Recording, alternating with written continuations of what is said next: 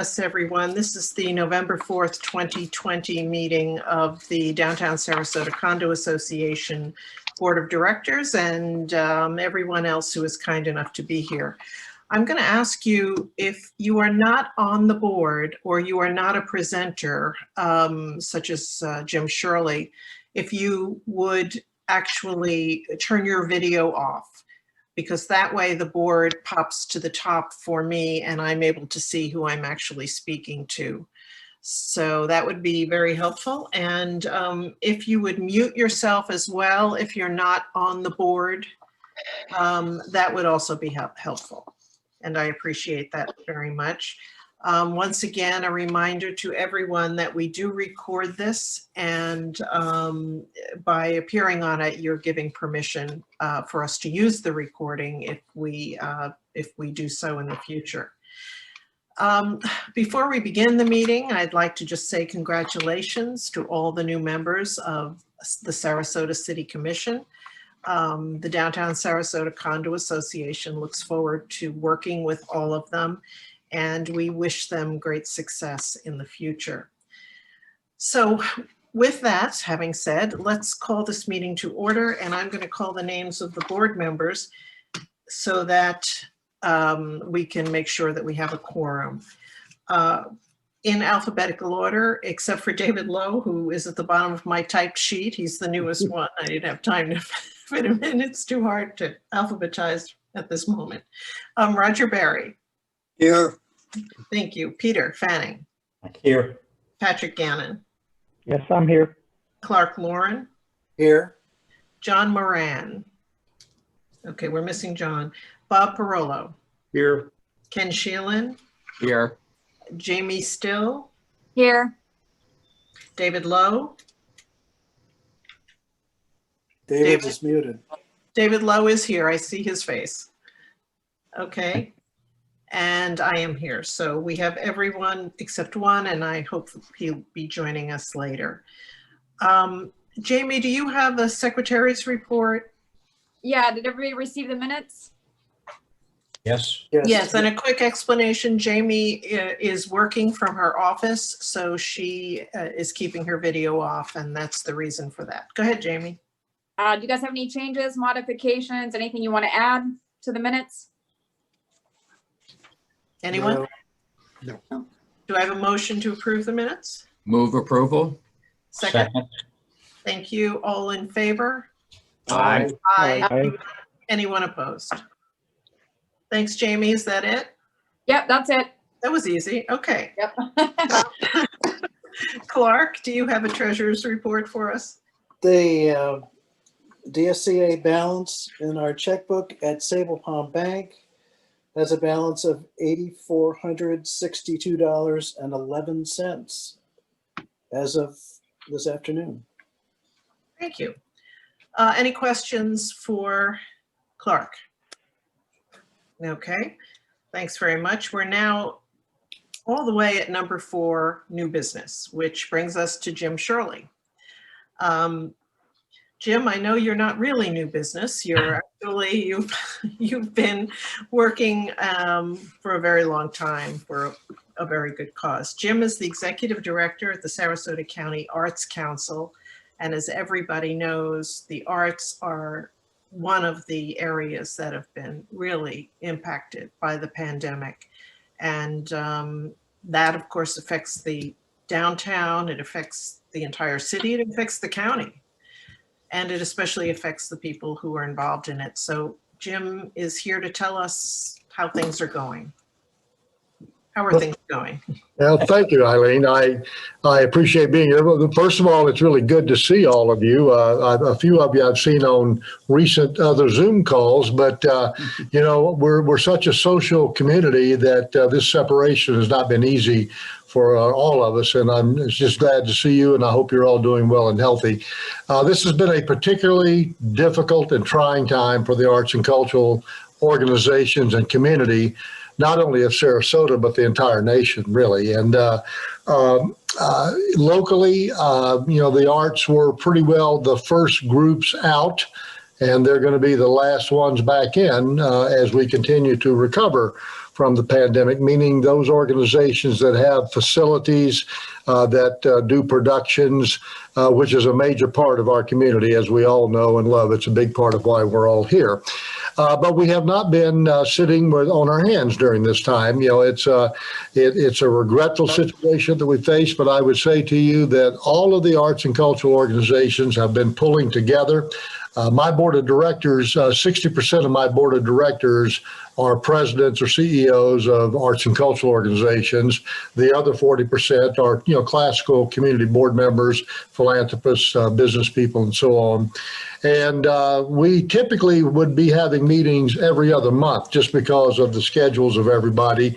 But as soon as the pandemic began to get really serious locally back in March, we made the decision that we were going to meet every month and with updates. And we're typically having fairly significant numbers of committee meetings, because what we've done is gone about the business of figuring out as a group of organizations and community members, how can we come through this? What do we need to be doing? We're tracking and monitoring all of the national theater groups, you know, performing art hall groups, opera groups, et cetera, to see what best practices or ideas are on a national basis. All of our organizations are talking routinely with each other about, you know, where are we? What can we do? The other thing that's been taking place is early on, we did a survey of all of our performing venues, and then looked at the requirements that would be placed on them if we could start coming back, you know, at a socially distanced situation.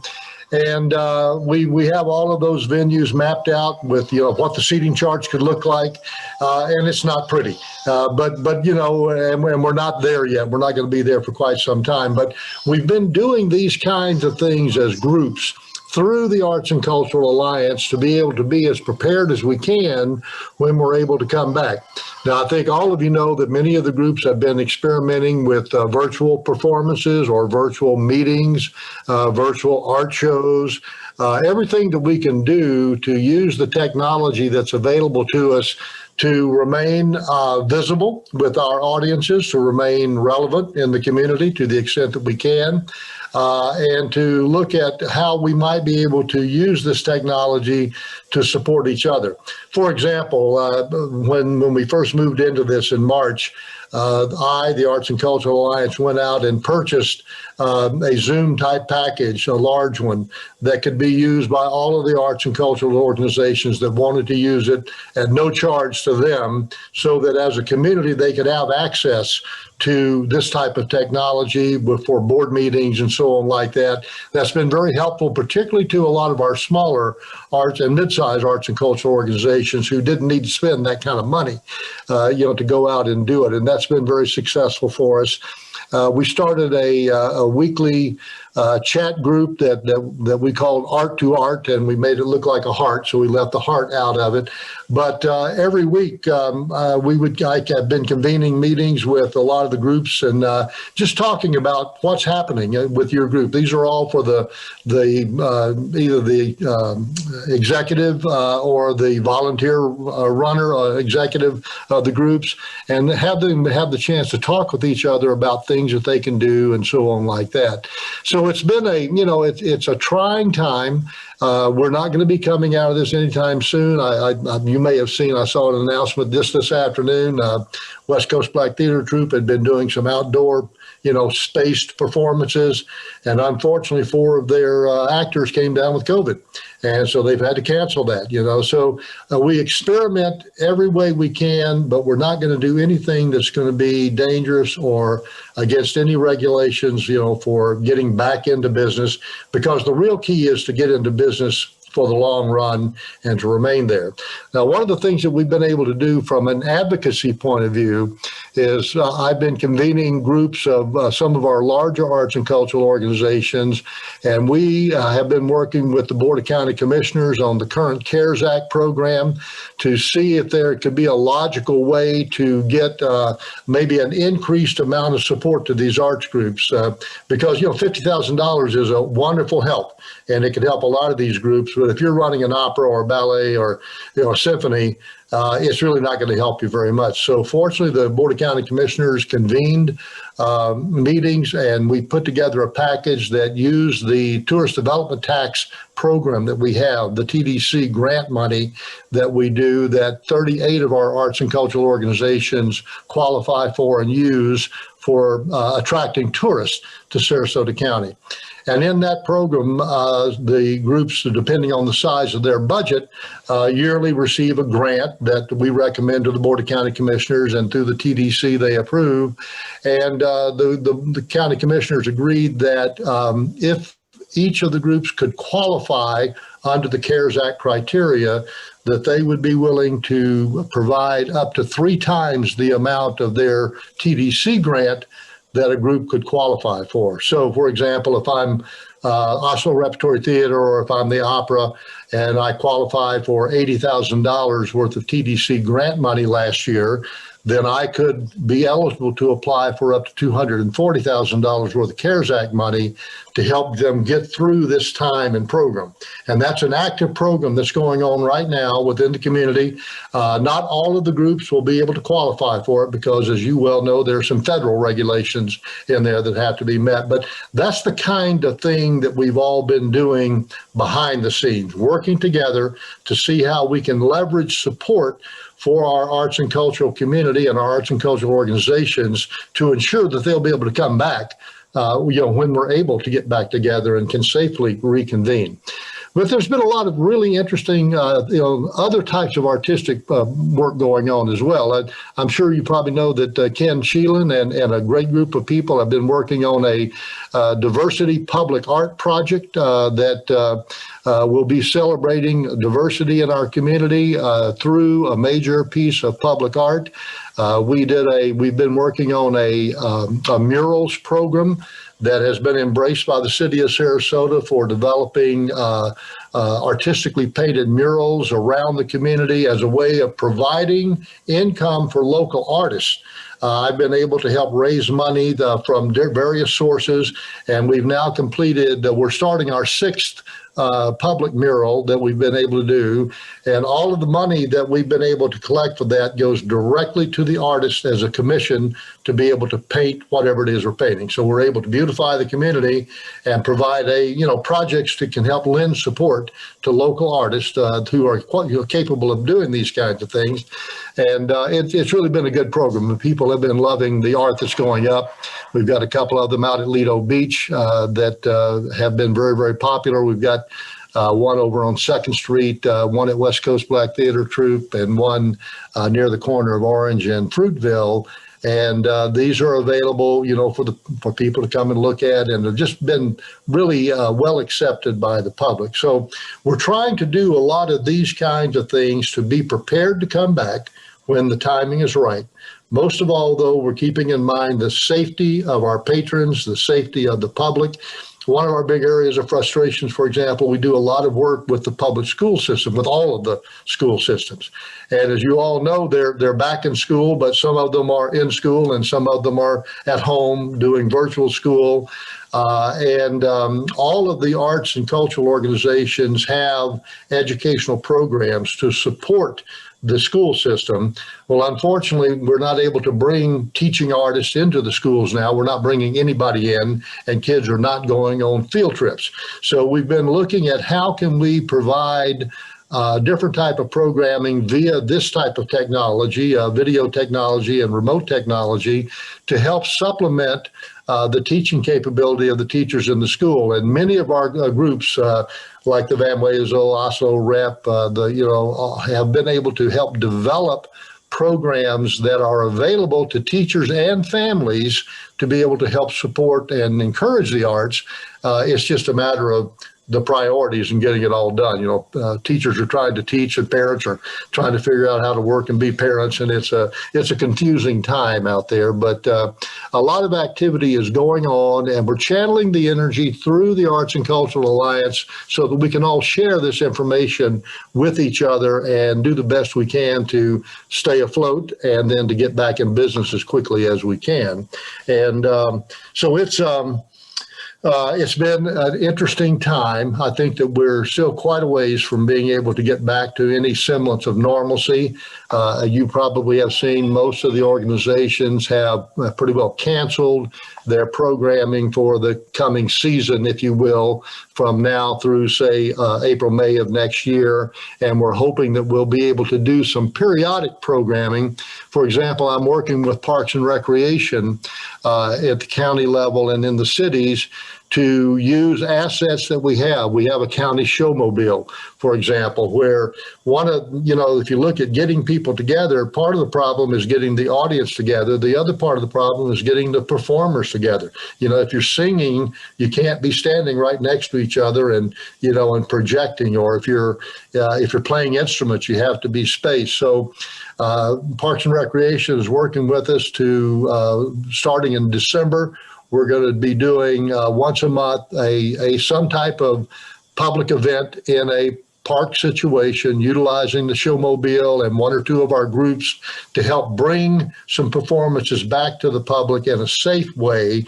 The parks would be laid out in distance on grids where people can space themselves. So we're trying creative things to try to get, to stay relevant and to stay in business. But we also keep first and foremost in mind the safety of the audiences and the safety of the performers. So there's a lot of things going on out there. What I would say to you is, as you talk to your folks around, I think most of you know, you may not know, the Arts Council, the Arts and Cultural Alliance, as we call it now, is a membership organization. Every arts and cultural organization in Sarasota and Manatee County are members. Most of the individual artists are members. And then we have a large number of private individuals who are members because it helps us with our advocacy. If I go sit down to talk to, say, one of our elected officials, I'll pick Vern because he just got reelected. And if I say, Vern, I think this, well, that's what one person thinks. But if I can sit down and say, I and our 2,000 members who are all voters think this, then we've got a lot more leverage to help get support for the things that we all believe in.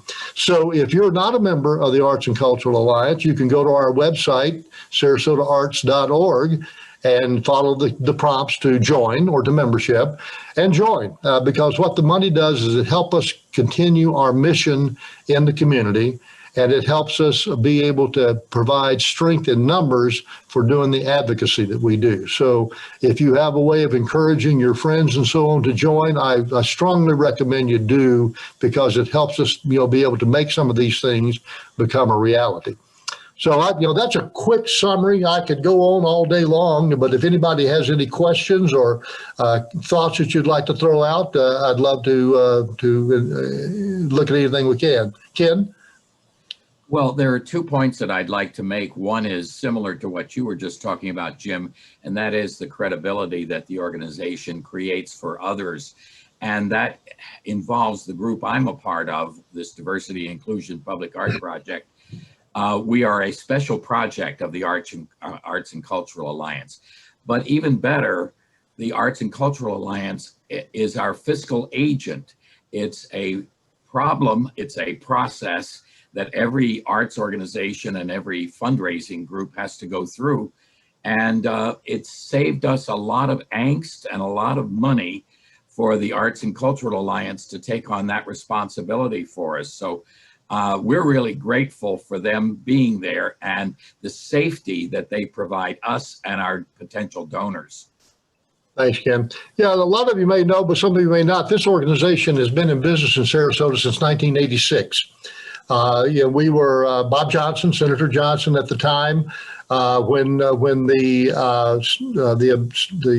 legislature passed the ability for communities to have what is known as a local arts agency, and that is the designated arts agency in the community where we're able to receive funds to help the arts in the community. For example, if you buy a state-of-the-arts license plate in Sarasota County, a portion of that fee that you pay to the tag office is sent each month to the Arts and Cultural Alliance, and we collect that money and then we use it to fund granting programs for smaller organizations that are not do not qualify for the TDC grants. Okay, years ago when there was a John Ringling Tower over near where the Ritz-Carlton is right now, a lot of people in the community didn't want to tear the John Ringling Tower down, so there was a large pool of money that was raised from the public to try to save the John Ringling Tower, and of course they failed ultimately.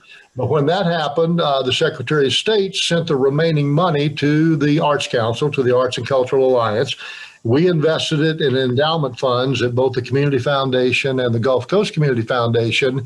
And every year we use the interest off of that money to help support professional artists in the community do what they do best, are trying to do in the area of visual arts, performing arts, and literary arts. So we are a mechanism to be able to support and fund the arts at a lot of different levels. As Deborah Jacobs used to say, we're kind of like interstitial tissue. We're kind of in the middle of everything and try to hold it together. And Bob knows right now we've been working now for about 5 or 6 years on the prospect of being able to attract a live workspace for artists on the North Trail as a way of providing affordable housing for artists in the community and to help continue to revitalize the North Trail. And we're working with a group out of Minneapolis called Art Space and trying to get that done. We've got a window of opportunity that's opened itself back up, and we're working very hard behind the scenes right now to try to make that happen. So there are a lot of different projects that are going on that we kind of, we're kind of the cement that holds it all together out there. And we need your support. We need your brains, ideas, and we always can use the money to help things work. So any support you can give us, we certainly appreciate. If somebody wanted to get involved in a specific project, such as Art Space or something like that, can they do that? Absolutely. Absolutely. We have committees to work on all of these things, and the more people involved, the better off it is. So absolutely. All they have to do is contact me, or you'll go to the project space on the website and it'll get us but just give me a call and we'll get you involved. Yeah. Wonderful. I have a question, and then I'll throw it open again. You talked about murals and art projects throughout the city. Who approves the murals and art projects? Well, that's a good question. It started out, the very first one we did are the Sarasota Heroes, the masked ones that are over on 2nd Avenue. And with that, actually, Sarasota Magazine came to us, and they were looking for a way to be able to honor our frontline, healthcare workers. And they said, Jim, could we put together something to do a mural? And I said, well, we could if we had some money. And so I went out and talked to a couple of private funders that we know, and we had a little bit of money in the Arts Alliance that we put together. And we were able to come up with enough money from those two sources to be able to pay the commission for the artists to do the work. We worked with the owners of the building to get that up. And as we were doing that, it was attracting a lot of attention, and it was a very popular thing to do. So Tom Barwin, the city manager, came to me and said, well, this looks like a good idea. We ought to be doing more of this around, help people get energized and so on. And I said, well, Tom, all it takes is money. And so the city had set aside some money to do economic stimulus of businesses during the COVID period of time. And the city manager went to the Board of City Commissioners and recommended that they set aside a small amount of that money, $25,000 was the amount he asked for, to help do a murals program where we could be able to pay some money to the artists to help them, get some income, and then beautify the city through it. So that's where most of those others were done in between. I was able to stretch that money and add some others to it. So $25,000 came from the city. And then for the murals at Lido Beach, one of the murals that we did there was recognizing the historic civil rights wade-in that took place at the Lido Beach, back in the late 60s. And actually, Business Sarasota County had been real involved in helping get that designation as a historic site, which is out there.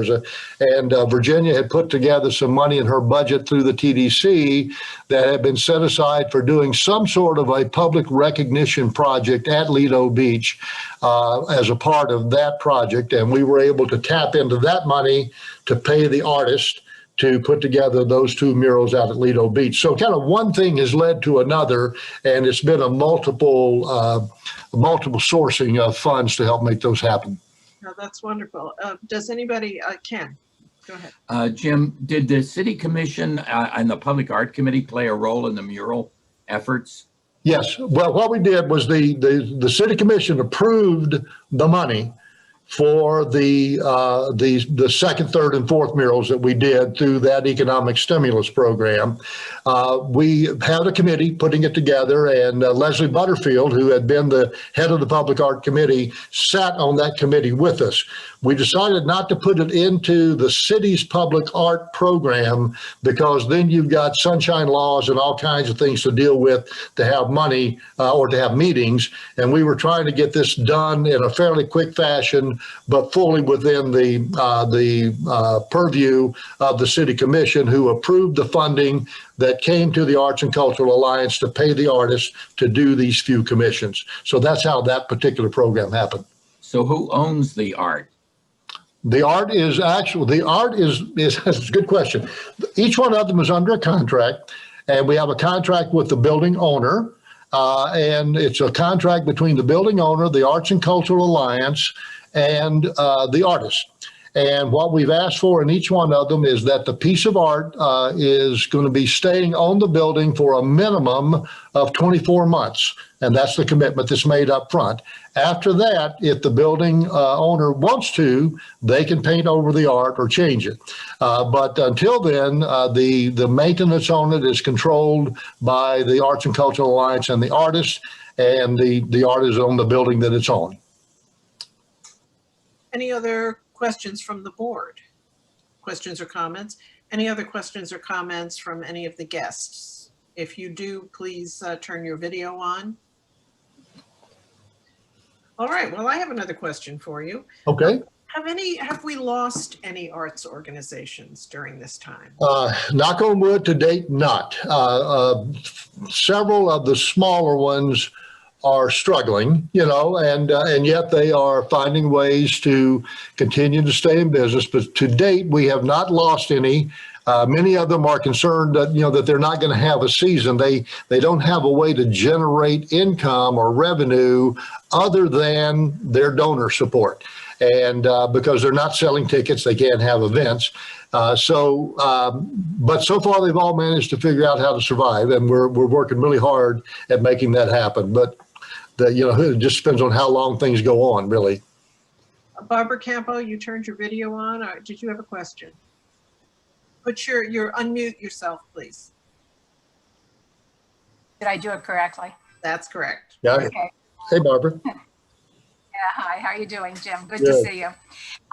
When I encourage people when they move into this area to do three things. One, get your driver's license. Two, register to vote. And then also apply for your Florida homestead.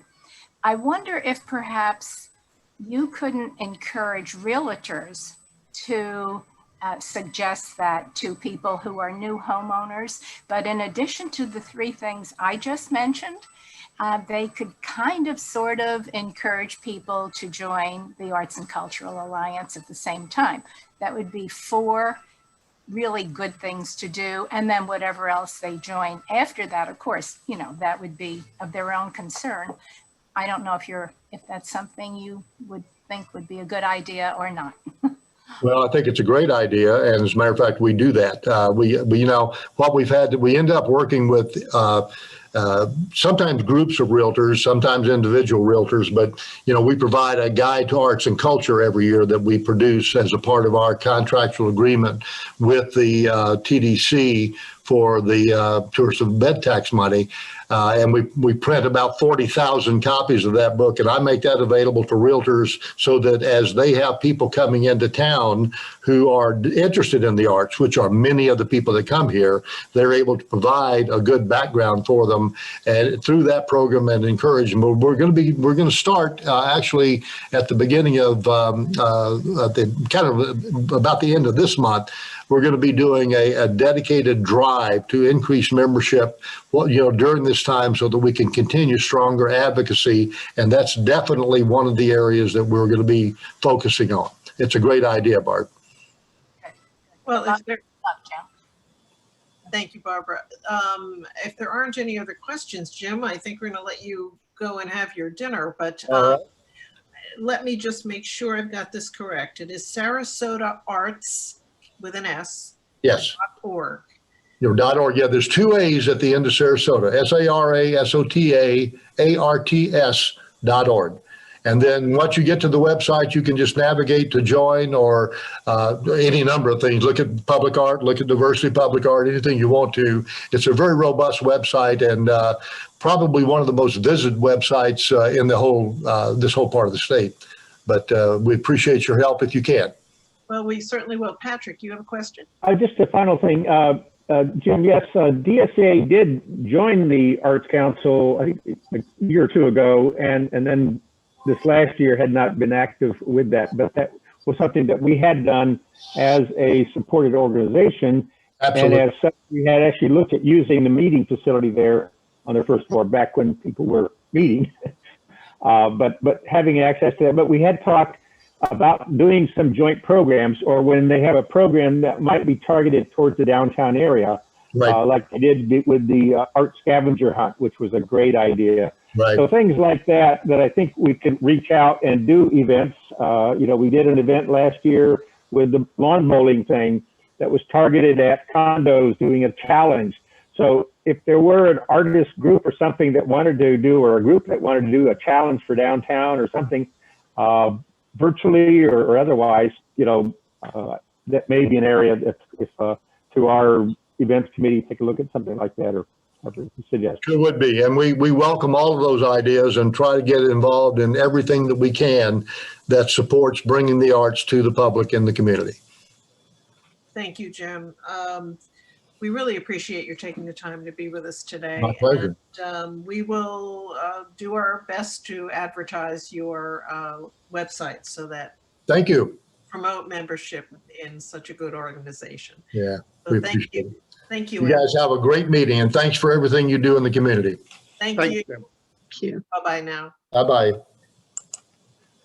Well, the next thing on the agenda under new business is the mayor, but she will not be here until 5 o'clock. So we'll just skip right over that. We're at this point at old business. And the first thing on our agenda is to discuss and vote on the goals and objectives that our strategy sessions had produced. I think you all got copies of that. I hope that you were able to print it out. I think I'll start actually. Patrick, please. Do you want me to put that on the shared screen here for people to see as we go through? That would probably be a good idea. Please. Okay. In the meantime, I'll start with the executive committee. There are, I'll read it. It's not very long. The goal is to build alliances with organizations that have missions to improve the experience of living downtown. Well, we just heard from one of those. With the action 1.1 of carrying out the advocacy role of Dsca, especially in interfacing with the city of Sarasota and the city commission, and to reevaluate as needed the goals and objectives of the organization in consultation with its board of directors. I believe David Lowe had a suggestion as well. David, do you want to mention the suggestion that you had? Yes, Eileen. After, the last meeting was my first meeting, and Yes. I was since then reflected on the goals and the executive committee thing, and kind of bounced something off you and Patrick earlier today, and thanks to Patrick for helping wordsmith it. And it seemed to me that there was an opportunity in the executive committee section to add one additional item. And Patrick's showing it on the screen, and it speaks to the idea of being a little bit more proactive, and just read through that. And that was my one suggestion for an addition to complement the other two. So it would be my suggestion that the consider that a friendly addition, if you will. I certainly like that, as I told you earlier. Does anyone else have any comments on this? But before we get to that, I just want to correct under 1.1 where it says carry out the advocacy role of the organization. I'd like to change that to of Dsca, because the word organization is a bit confusing since we're talking about other organizations in the first sentence. So thank you, Patrick. That's just magic. So taking a look at all of this, does anyone else have any comments on it? Or if not, would you like to move forward with it? I have to read it. Who said that? I can't see. That was Bob. Okay, Bob. All of this came to you via email earlier. Well, Well, that's action 1.3. Not 1.3, that's correct. Does anybody else have any comments or who has thoughts on this on the board of directors? And if you're not on the board, please turn your video off so I can see the board. Yeah, Eileen, I would just comment that, and we didn't really touch on it yet, but we should for approval's sake, is the recommended mission was the mission of DSA is to actively advocate for the collective interest of its members. And then there's a second sentence beyond that. And so part of this was, well, how are we going about advocating for the collective interest here?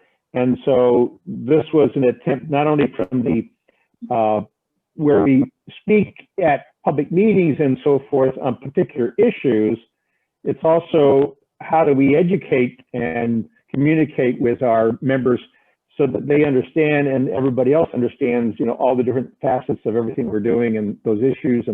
And one thing we came out when our strategy says is we have a lot of knowledge built in here of all the expertise of people on the boards and in our committees, and a lot of new members, new people moving into the city and being active. And how do we make them aware of this immense knowledge and activities that affect their lives or can affect it more? So that's some of the background for that. I think that's excellent, yes. Do I have a motion to approve this as the goal and actions of this is for the coming year, because we decided we would create action strategies that were not pie in the sky. They were things that we could actually think we could accomplish in the next year. Move approval. Thank you. Do I have a second? I'll second. Thank you. Any discussion? Okay, all in favor? Aye. Aye. Aye. Any opposed? Thank you. All right, let me Carried. switch back here to. Okay. Now for the next one. So that was 8, and John Moran is absent. 8-4 and none opposed. Peter, do you want to step up to this one? Peter Fanning is head of the Homeless Committee. Do I still have Peter? He's muted.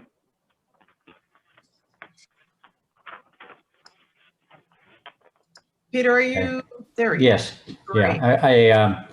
A rescue one was going by my window, so it was a loud siren, so I muted me. Thank you for that. So at any rate, the homeless committee had several meetings, in which we were looking at the prior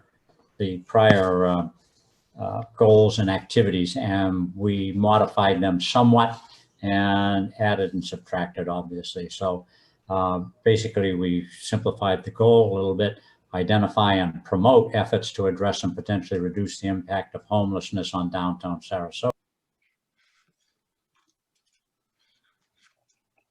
Wait, Peter, we've lost you. You're muted again for some reason. I wonder why. There Okay. you go. You're back. Oh, I know why.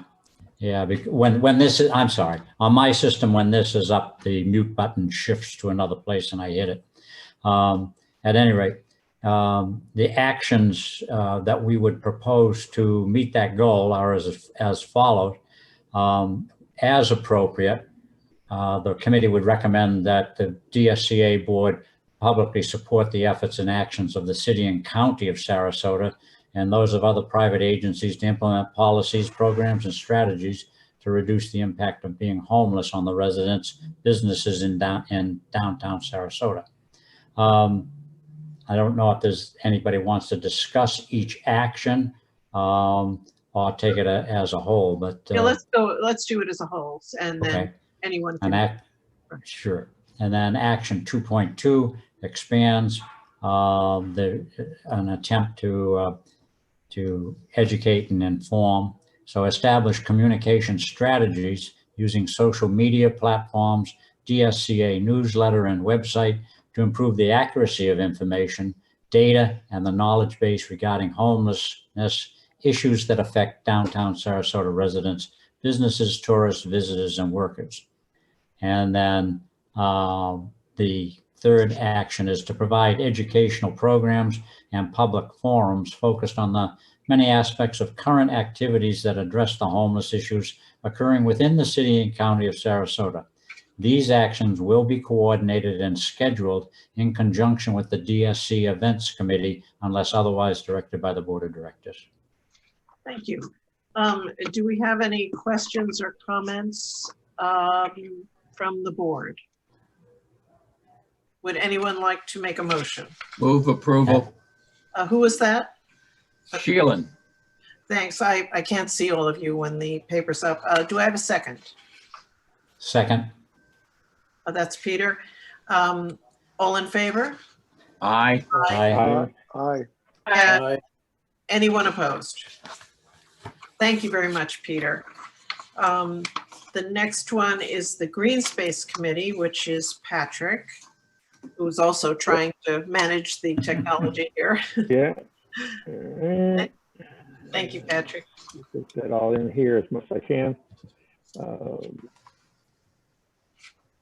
Okay, so the primary thing we were promoting that we would carry over is the work of monitoring and promoting the use of green space and shade trees for improved walkability in the greater downtown Sarasota.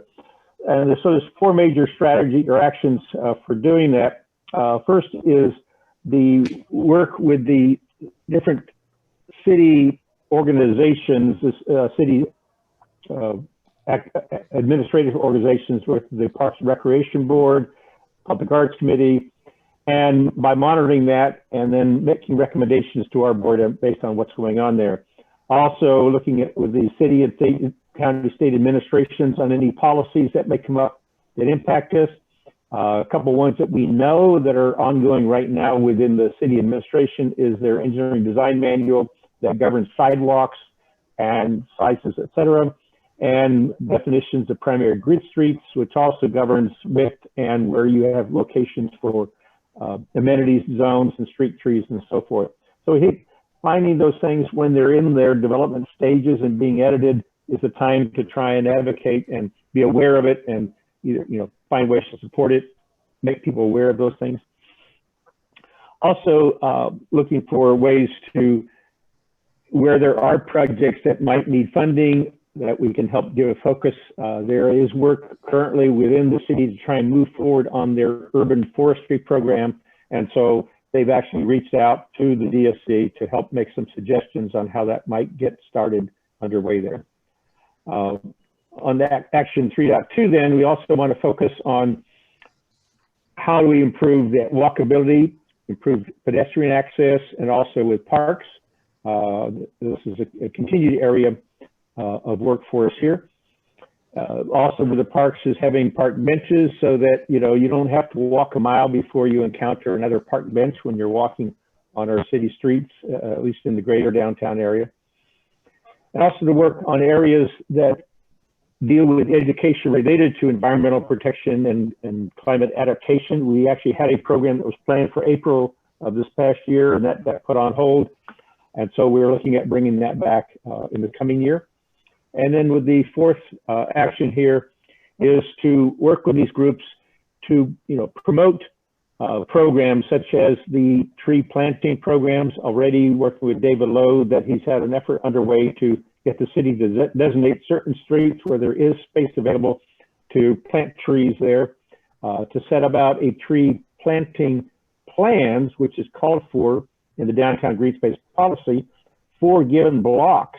So those are programs that we know if we can be actively engaged with the city, maybe get citizen input, neighborhood input, you know, prior to those landscape plans the city does being fully solidified. So we want to have input to those.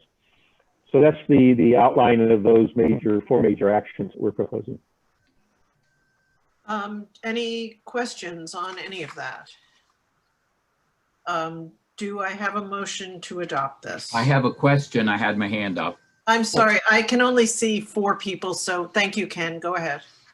I had 2 questions, Patrick. In Action Strategy 3.1, you mentioned the Public Art Committee, and I was wondering why. I think it had to do with the recommendations for where art is placed. That came up at one time about how do we improve the, you know, not only walkability, but it was something I know John Moran had advocated is the, you know, pedestrian experience. And so where art is placed, that was where that I think had come up. The other question I had was about vandalism. There's been a problem with vandalism of public benches and tables in the Paul Thorpe Park, and they were removed for that. There also was a problem with vandalism in Fred Atkins Park, and a piece of public art was removed after repeated vandalism. Have you ever thought about that issue with parks and public space, green space?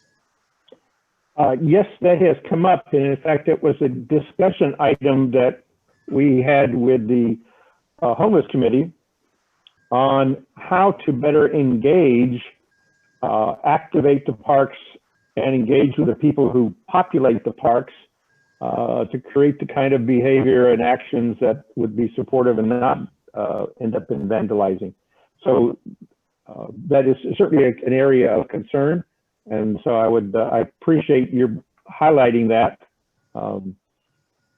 I think it's a topic that's might be discussed. It hasn't really been solidified as there's a specific activity we need to do, other than in our discussions with the Parks and Rec administrative group, with the department, that in fact has come up on occasion about how do we work together to create activities in the park and protect what gets put in and then protect once it's there. So I think that is the issue. I know we were told by the Parks and Rec that they simply removed those tables in Thorpe Park for repair, and we're planning to replace them. Well, may I just think about in the future? May I just interject a clarification with regard? We did have this discussion at the Homeless Committee on several occasions. I just want to interject that we don't mean to imply in any way that it's only the homeless creating this problem. It's teenagers, it's skateboarders, it's a number of other people. So although the Homeless Committee is going to look at this issue, we understand it's not only our issue, and we probably will involve other committees like the Public Safety Committee and the Parks and the Green Space Committee. So I don't want anybody walking away thinking, well, the homeless are creating another problem that's only the homeless. That's my advocacy role. Well, if I could suggest something, Patrick, maybe there's some could be some discussion about video surveillance of some of these items so that we actually know who is causing the issue. I know there are all kinds of legal hoops you have to jump through, but certainly I would think the city attorney would be able to answer those questions. Any other questions on this particular committee goals and action strategies? Do I have a motion to adopt these? Move approval. Second? Second, David. Hello? Okay, all in favor? Aye. Aye. Opposed? Thank you. So 8, nothing again. The Transportation Committee, Roger, do you want to handle this? Sure.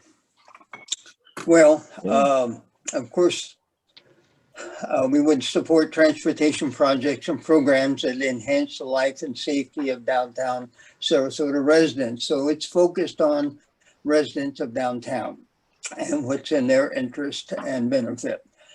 And of course, the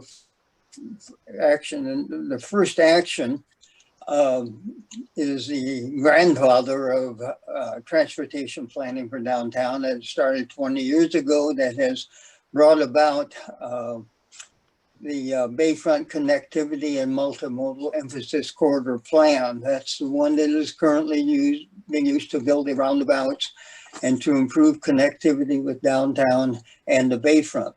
And that was the stated goal. It's taken 20 years to get to where we are. And of course, it's an unfinished plan with the additional roundabouts to be completed at Gulfstream, Main, Ringling, and Orange. And probably at some point a roundabout at Boulevard of the Arts. And then the second phase of this, of course, is the city's new plan, and it completed this year, Sarasota in Motion, a new transportation master plan for the city, which has been accepted by the City Commission, not adopted. But it includes, for example, one of the projects which is occurring, or discussion occurring right now, is the bicycle trail network, the bicycle pedestrian connection plan to connect the Legacy Trail with downtown. And there's currently a questionnaire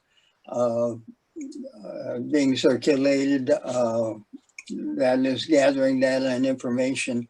And I understand that, well, that's a project ready to come forward, especially with the completion of the Legacy Trail all the way to Ringling Avenue at this point. Continuing, you can read through this. I'll hit the highlights. Of course, was the Legacy Trail. The city, or the SCAT, is involved in transit planning at this point, and a lot of various discussions.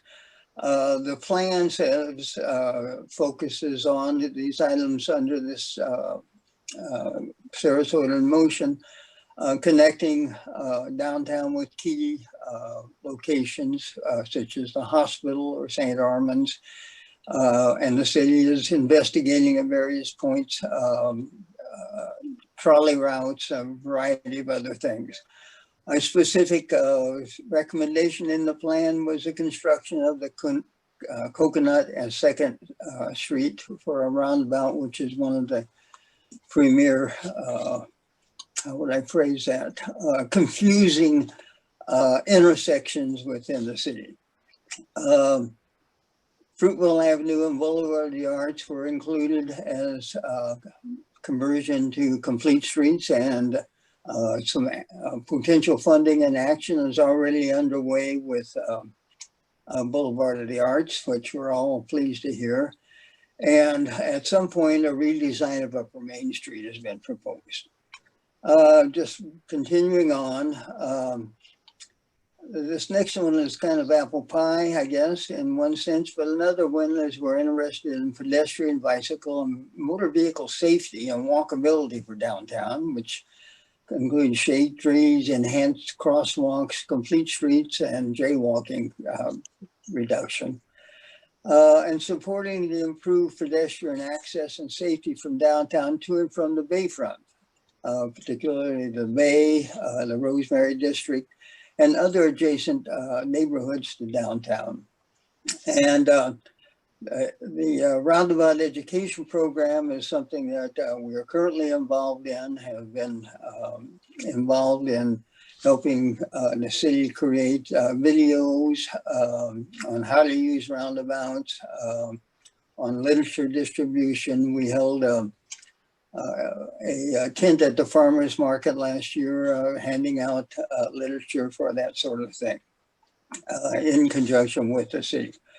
And finally, the third is to keep track of and monitor and support the barrier island traffic congestion reduction. We really need to pay attention to them. Sometimes their barrier islands express interests that are not in the best interest of people who live and work downtown.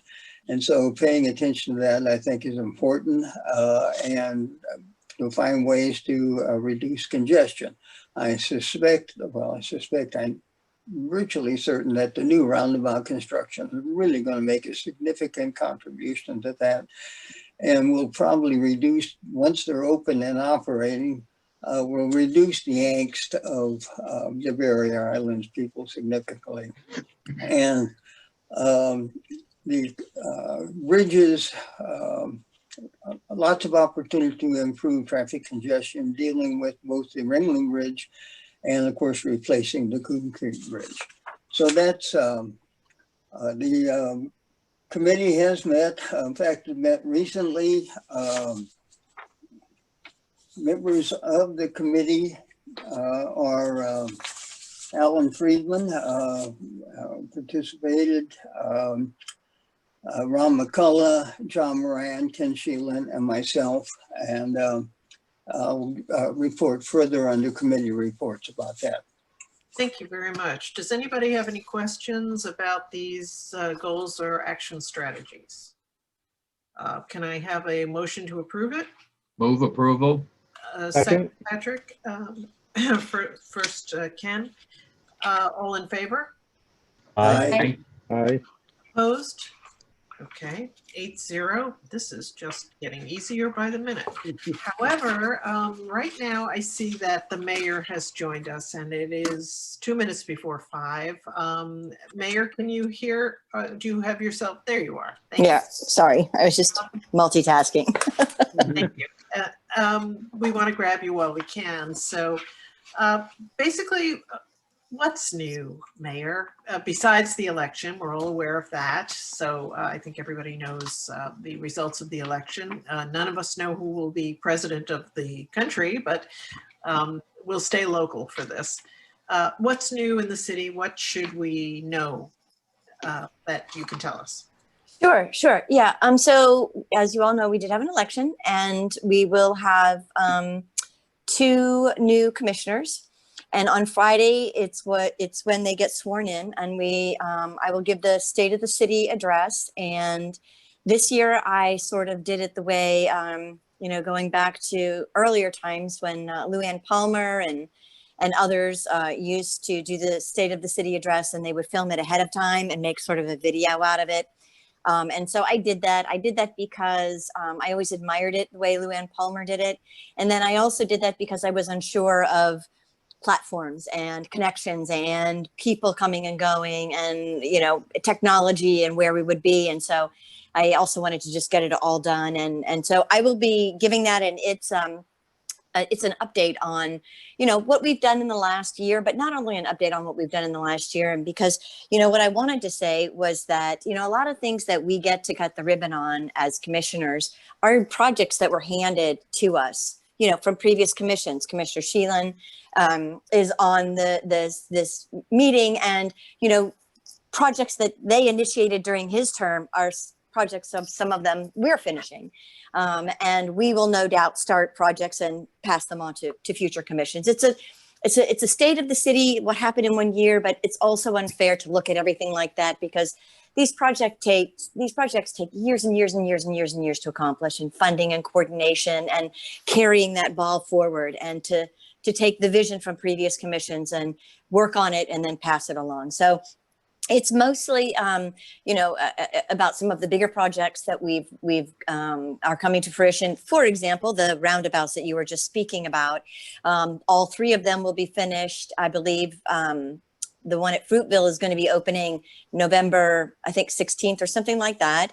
And the other 2, 10th and 14th, are going to be opening mid-December, early or mid-December. And that depends on weather coming up. Those 3, roundabouts, they were planned 10 years ago, 11 years ago, or 12 years ago. So, that's what I sort of wanted to let everybody know. I hope it's not too long. But there's a lot going on in the city. And when I sat down to start to write it, I was realizing, between parks and all the park projects that we have going on, budgeting, the Lido Beach, the Lido Pavilion, we do have so many projects going on right now. And I ultimately want to say that I'm so thankful for groups like you guys, Dsca and CCNA, and all the other neighborhood and citizens groups that get together, talk about these issues, analyze them, come up with really valuable suggestions for us.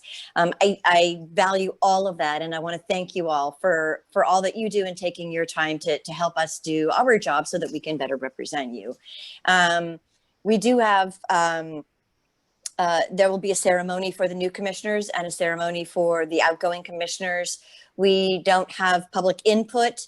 And then this year as well, I'm doing something new. Also going back to Mayor Palmer's time, is they used to do a Citizen of the Year award.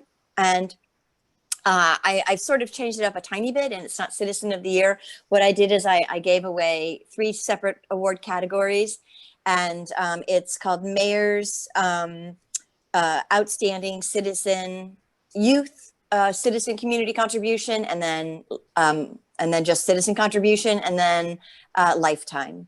And I gave the youth to Grace Hugh, who sits on our public art committee, and to Devin Beatty, who made the benches that are at the Circus Nature Trail Park. And then to the citizens, I awarded it to Barbara Langston, and to Valerie Bouchand, and to Lou Costa. And then the Lifetime I awarded to Millie Small.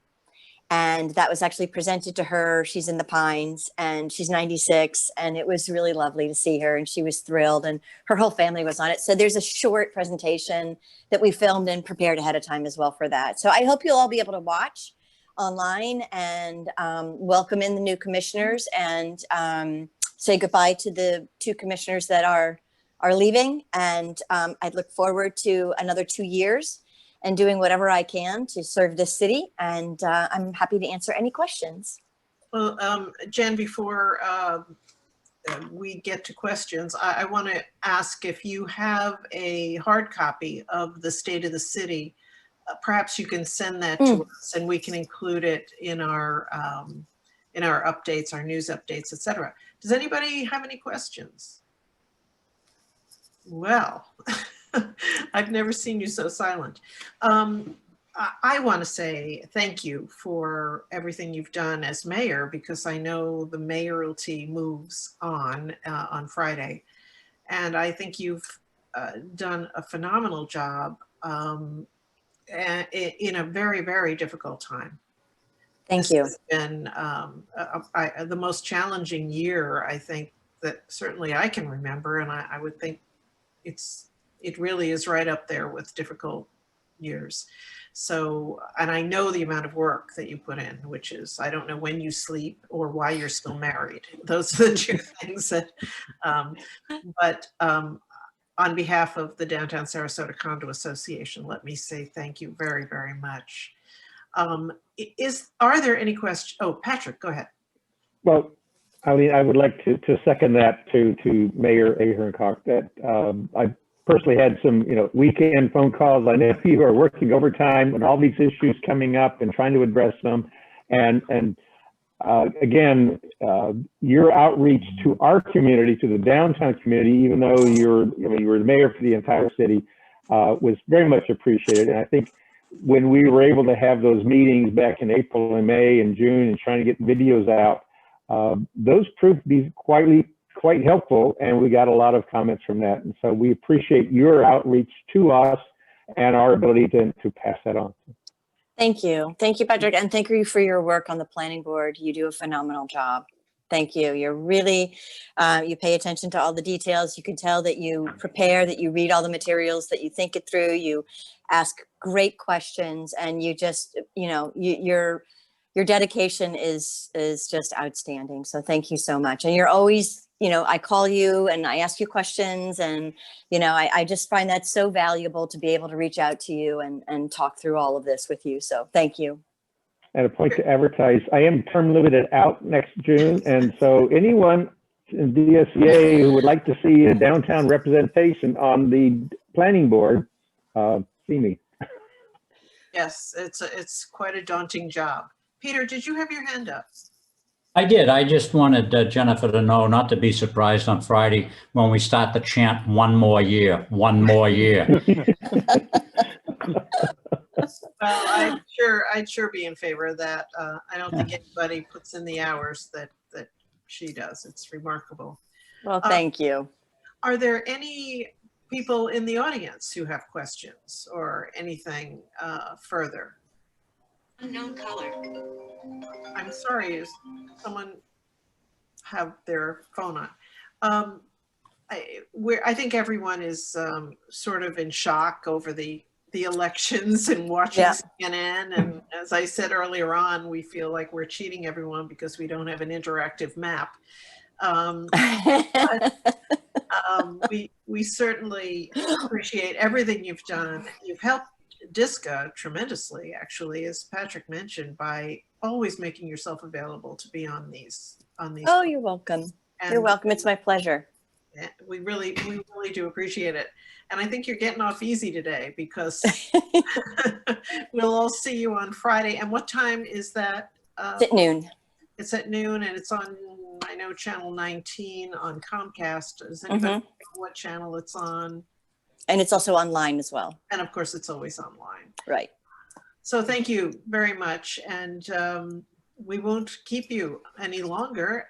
Okay. We appreciate your fitting us in between your meetings. Thank you. Thank you. And have a good evening. Thank you all.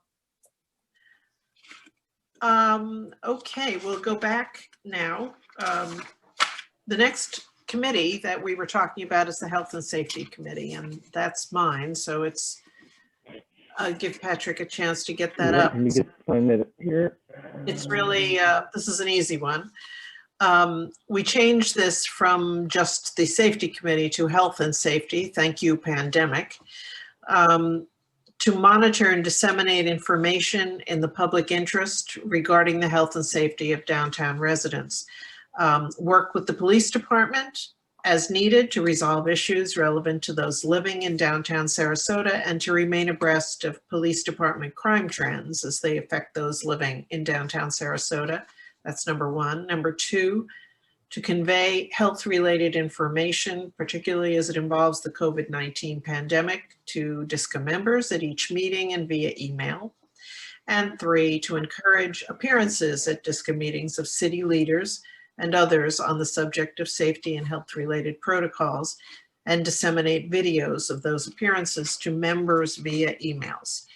Are there any comments or improvements, suggestions on those? Do I have a motion to approve it? Move approval. Thanks, Ken. Who would second that? Second. Thank you, Bob. All in favor? Aye. Aye. Opposed? Okay. Now the zoning committee. Mel, are you still with us? I am. Do you mind presenting this? Sure. I don't mind at all. Actually, these were actually approved in slightly different language by the board at its March meeting. We came down and condensed. There was actually a number of recommendations at that time.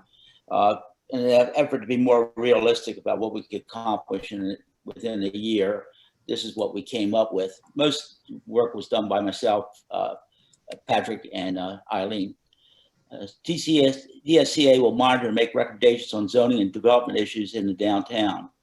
Action 6.1, review and make recommendations regarding zoning text and comprehensive plan amendments submitted to the City Planning Board and City Commission affecting the downtown. 2, support designating a city staff member to represent the interests of neighborhoods and residents at Development Review Committee meetings. And when we discussed this when we were meeting in person before the lockdown, we were talking about actually supporting CCNA as the primary advocate here for this issue. Advocate for downtown residents to have an opportunity to participate in the development review decision process on a par with other city residents. We have 3 approval processes within the city, 3 different avenues for residents to participate. And the most restrictive, obviously, is the administrative review process for downtown. Any comments? Yes, Ken. Just one comment. In action 6.1, it says affection instead of affected. Yes. We have the magic pen here that will. Yeah, I've actually corrected it on this. Fix that. Thank you. Okay. On the text. Thank you.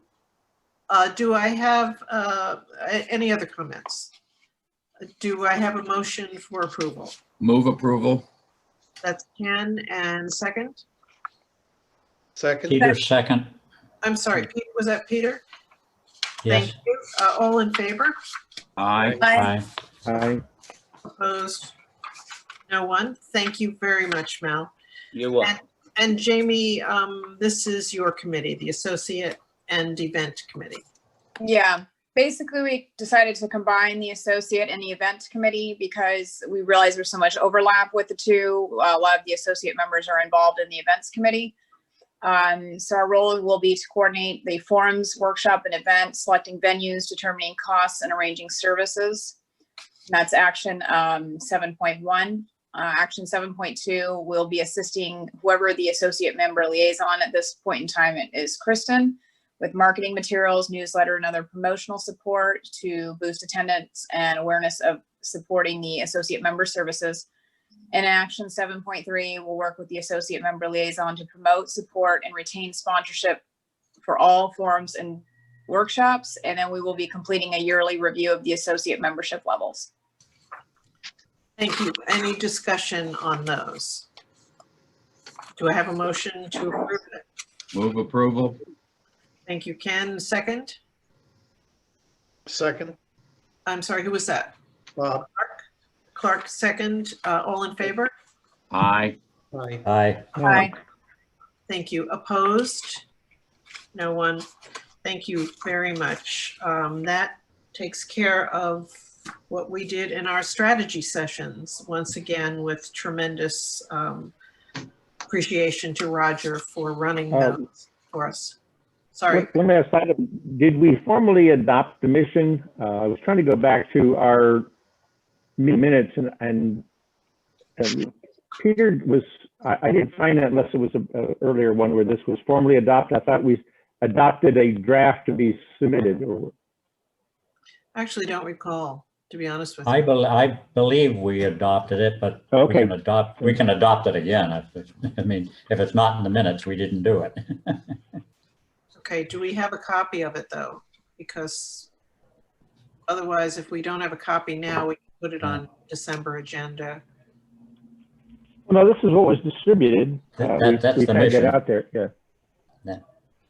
With the mission statement? Yeah. Okay. Okay, if, oh, there it is. Thank you. Okay, then the mission statement of the Downtown Sarasota Condo Association is to actively advocate for the collective interests of its members. In doing so, it will seek to identify important community issues that will enhance the lives of the residents and property values of its member condominiums and townhouse associations. And then if you can scroll that just a little bit down, Patrick, thank you. The purposes are many. I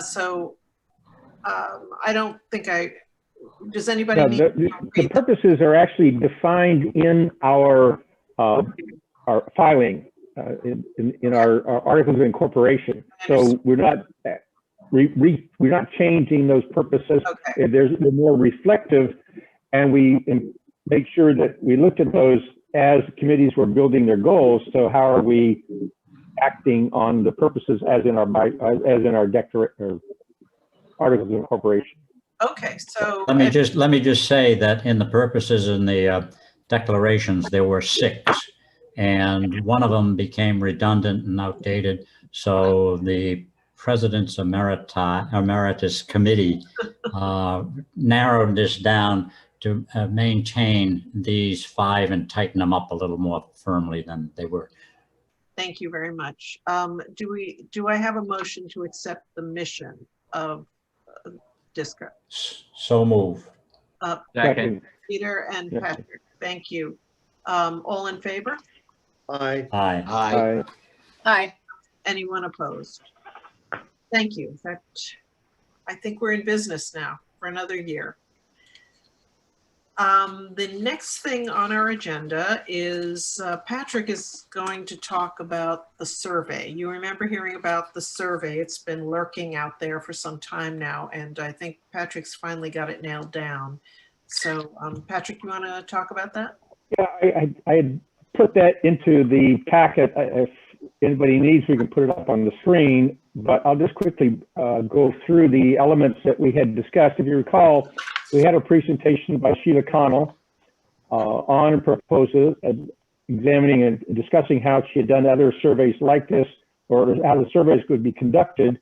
And she laid that out there, and that's what I included was her email of September 25th, when she laid out there the process that she would typically go through to do that.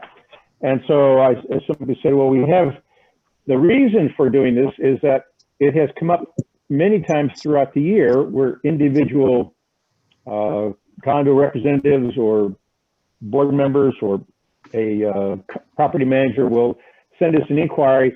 What are other condos doing about such and such? Who else has pet policies and who has this thing?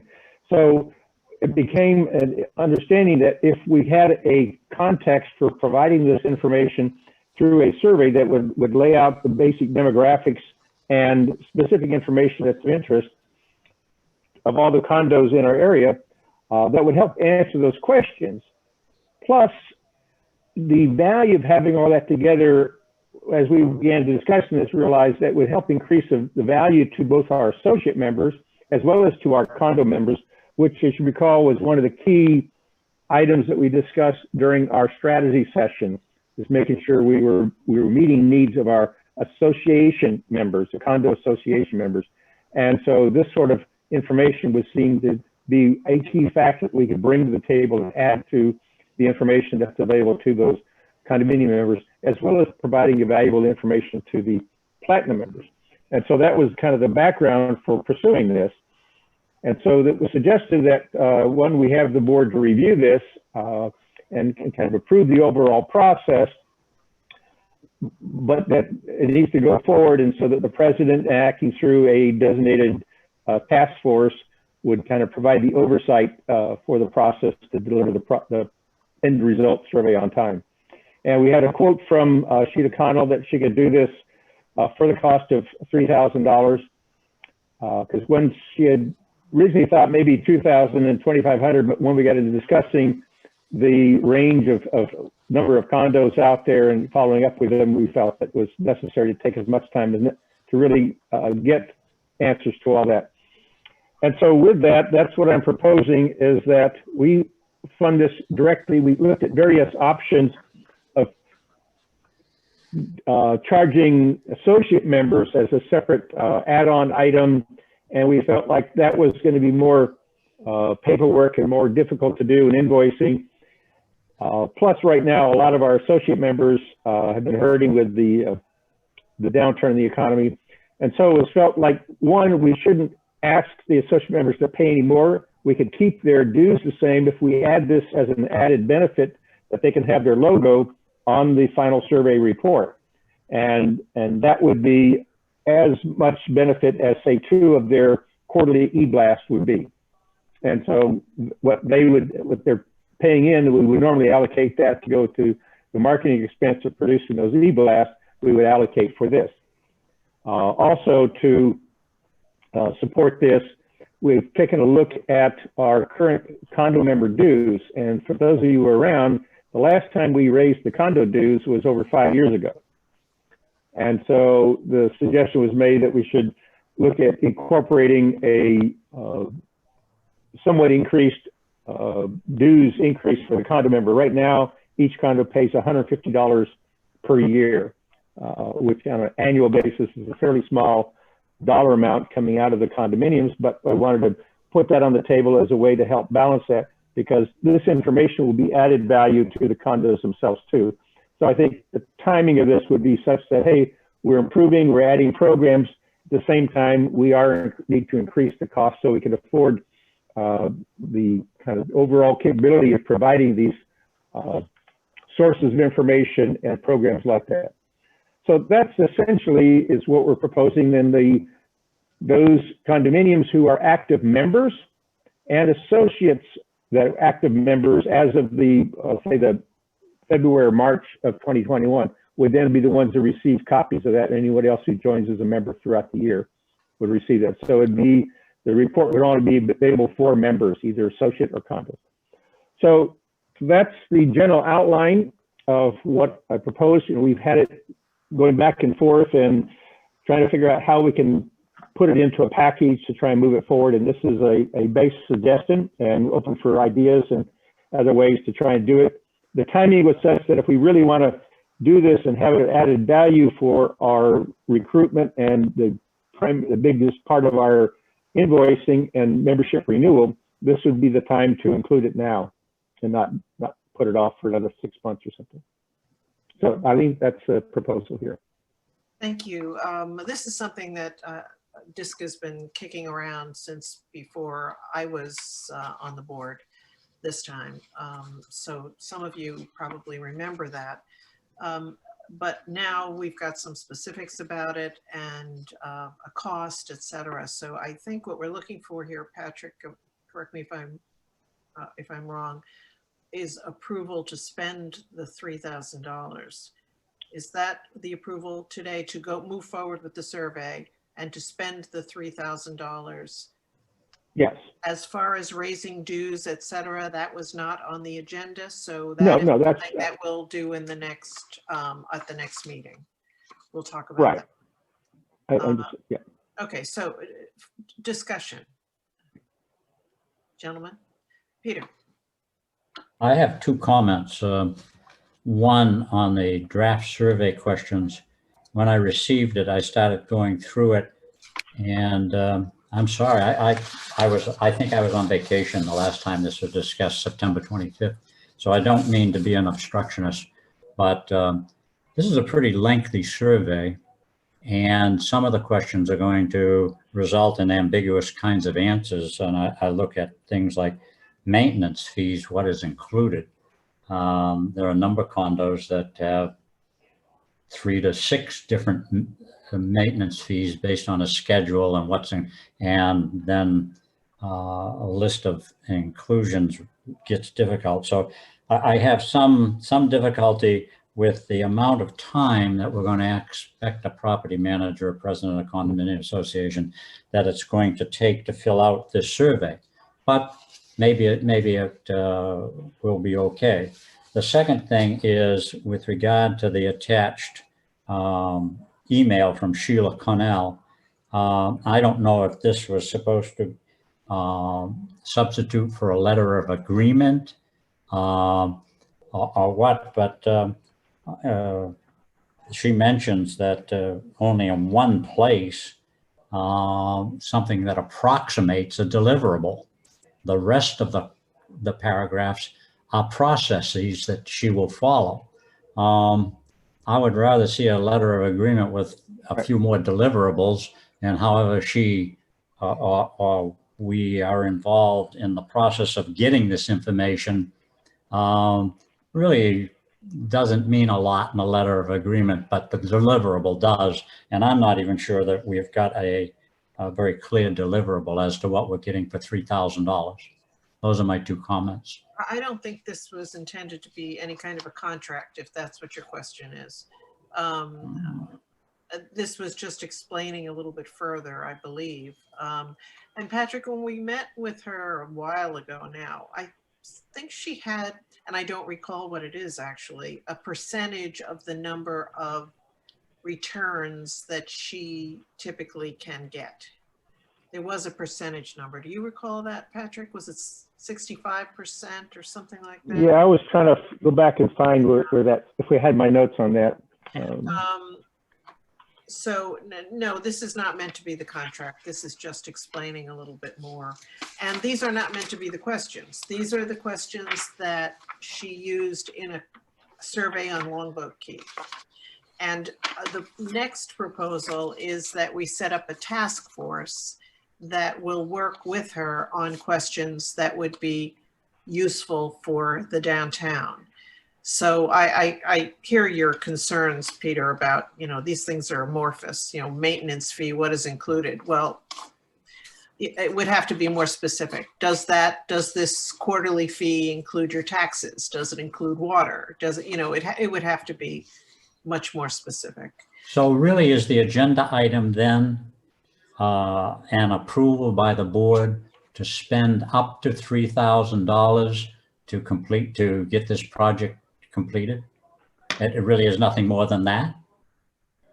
Well, at this stage, it was putting this forward in terms of, do we have enough support to move forward on this?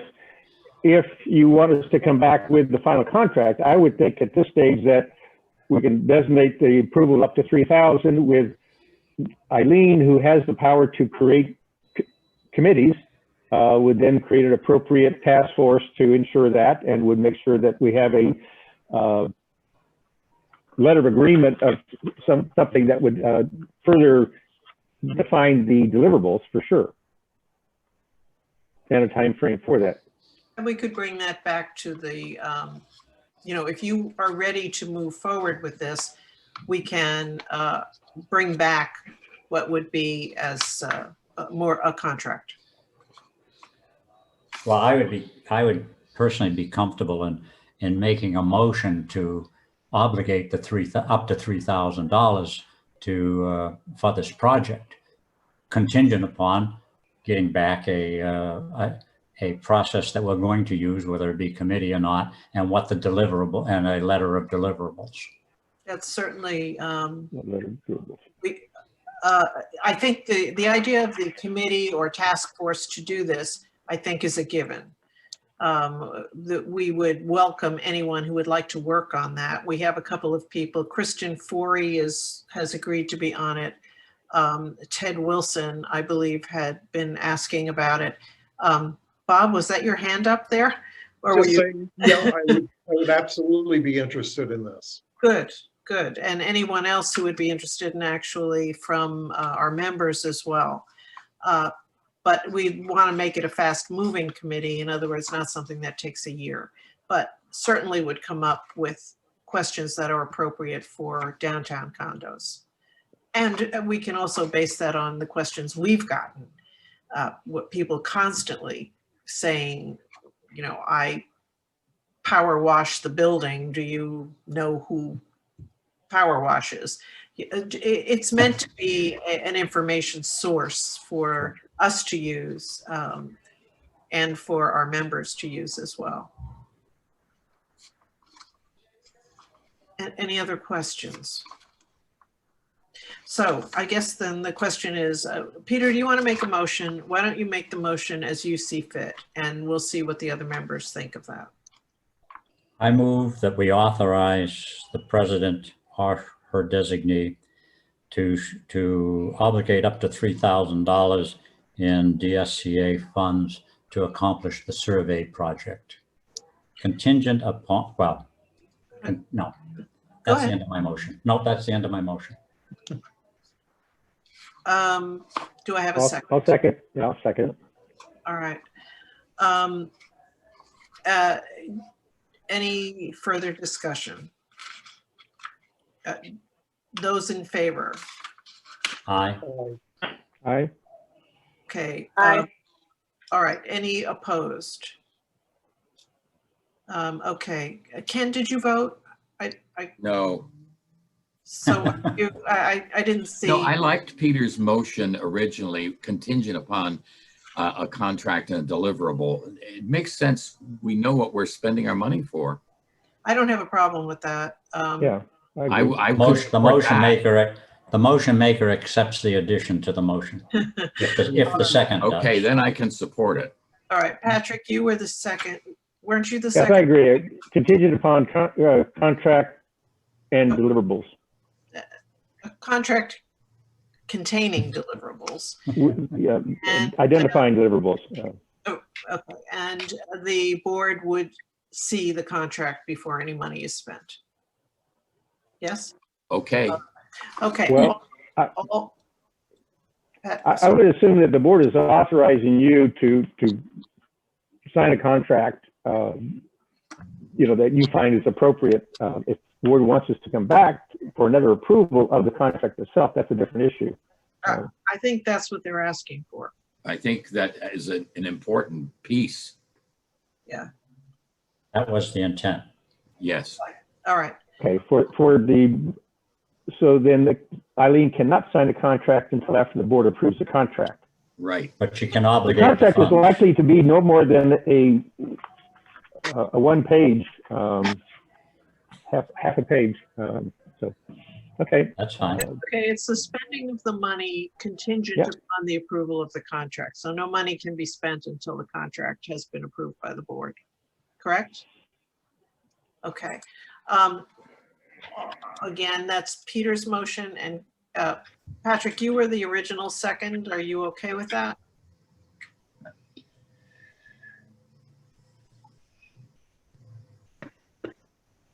I think Yes, I Patrick will, is- I will go along with that. I don't think it's necessary, but I will go along with Okay. the approval will have to most likely be done via an email of sorts, online. And we'd have to have 100% agreement to do that without a meeting. Otherwise, the whole program has to wait till December 4th to move forward. So, but I will approve that, except the will of the board here. Okay, further discussion. The reason being is that we have to put the changes into process with the associates, and to get the associates on board, that's because then that's got to be part of the associate package, which does the invoicing. But we'll work on that and come back with the appropriate contract. Okay, well, Patrick, there's a separate issue, and that is that you need 100%. Well, we don't have John, but you need 100% approval to have a vote done by email, correct? That's my understanding of Okay. general Florida corporate law for meetings without, or decisions without a meeting. Okay, so let's first approve the Peter's motion, and then we'll move on and have a second motion that whether or not everyone is approving a vote by email. Does that sound fair? And then you will get it by email. Peter, you look like you. Well, no, that sounds like a way to accomplish what we're trying to do here. Okay. I just want to make sure we have a record of why we're spending $3,000. And I'm certainly comfortable as well to assure that the president, with some working with a committee of some sort, I don't know what, but I like I said, I didn't want to be an obstructionist, but I felt that there needed to be some accountability to this beyond this letter. You're not being an obstructionist, and I agree with you. So let's first vote on Peter's motion with the contingency in it. All in favor? Aye. Aye. Aye. Is anyone opposed or abstaining? Okay, so it's 8-0 to approve moving forward, getting the contract. Now, second motion. I'm going to pass the gavel, which doesn't exist, and I'll make a motion that a vote on the approval of the contract, which contains deliverables, as best can be done, can be taken via email. Second? Second. Any discussion? Everyone in favor? Aye. Aye.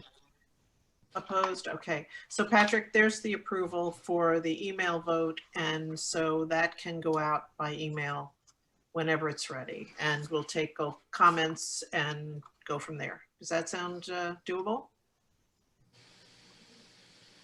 I hope so. Okay. Anything, anything further Get his microphone off. on the survey? Okay. Thank you very much. Thanks, Patrick, for doing that. And we'll also contact the other people who had expressed an interest in being on the committee and see if we can nail them down to make sure they don't escape. All right, now the city update normally takes place now, but John is absent. So let's start with the events committee. Jamie, are you there? Yes, you are. Yes, I'm here. Yeah, I just want to remind everybody about our November 11th virtual event. So hopefully everybody's got that on their calendar and will be in attendance. And then we have decided the events committee has approval for, I don't know if anybody's been on the rooftop of the Kanaya, but it's very large, very open. We do have approval for the board members to meet after the December meeting for anybody who would like to come. It will be in accordance with CDC recommendations. We'll be taking temperatures, masks will be required in our elevators, but it will be a very, very small gathering. I'm actually working on having small boxed appetizers, so there will not be any kind of buffet or anything like that. So you guys could just let me know who will be in attendance. Just email me. I would appreciate that. And that will be directly after our virtual board meeting on, I think it's December 4th. Yes, it is. December 2nd. So, yeah. So. Jamie, can you just remind everybody what the November 11th virtual event is? That's reserve studies. So there are experts appearing. Notification will be going out again on that, but it sounds like something very useful for the members. Anything else, Jamie? Nope, that's it for the events. Any questions from anyone? Okay, thank you. Green Space, Patrick? No update. No Okay. further update. Peter, Homeless Committee? Homeless Committee met last Thursday, October 29. I will attach the summary, which goes on for 2 pages, to the homeless section of the website. And I'll just quickly go through the major items we discussed. The first one, which we've already taken care of, we recommended to the Dsca board for approval our goals and actions for today. So at any rate, so you had the committee's approval for me to speak to that. It was also, we are coming up with a first quarter activity, and we're going to develop that activity and then bring it to the events committee. But there's a little confusion. Usually we have our annual meeting at the end of the first quarter, like the end of March, maybe sometimes early April. Sometimes we have a homeless presentation as part of the annual committee. So the committee just wanted to clarify, and we will, as to whether we even going to have an annual meeting, which we may or may not, and nobody knows that really.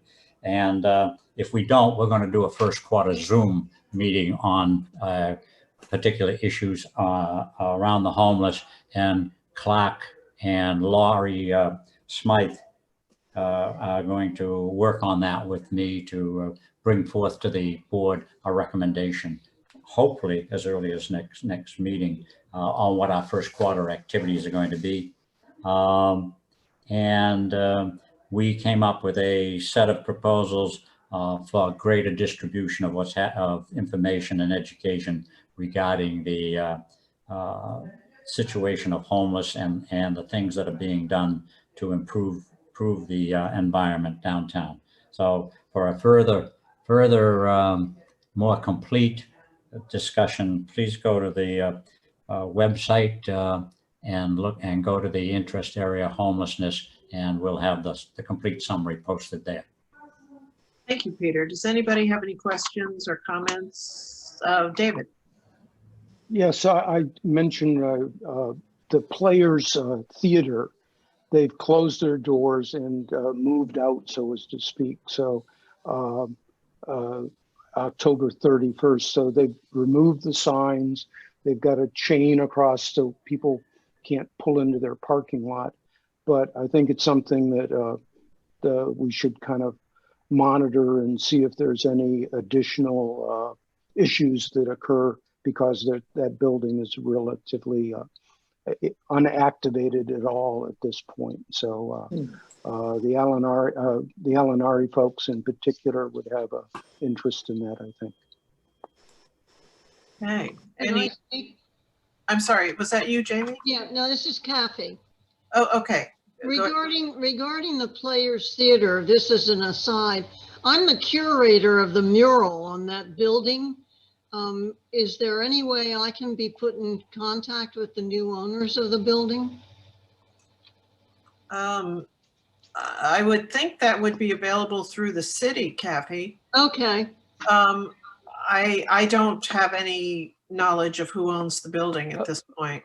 Okay. I looked at the tax appraisal record, and that's the only information I get. If you just search it on the property appraiser's website, you can get at least an address and name.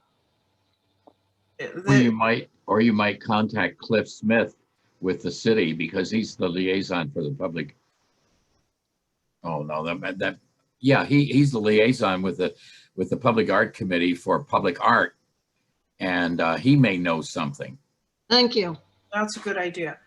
Okay, Thank you. Is anything else, Kathy? No, that's fine. Thank you very much. Sure. You know, I'm really having trouble hearing Peter. Is there something wrong with your microphone? I am not having trouble. Is anyone else having trouble hearing him? Okay. No, I can't explain that. It's Just my Boston accent. that will do it every time. No, it's Peter. It's Patrick. I'm sorry, it's Patrick that I'm having. All right. Can I switch? Can you hear me? Can you hear me better now? A little bit. It's the Zoom fairies. They're just playing with the electronics again. Okay, the Health and Safety Committee, that's me. And I thought I would just take advantage of the new resource we have. David Lowe, who the city just can't say enough about his maps, etc. So I've asked him if he would just bring us up to date on where we are with COVID in the city, and particularly in the downtown. Patrick, do you have some of those? Are you able to put up some of those charts and information on? Okay. Let me see if I can get them displayed where people can see them.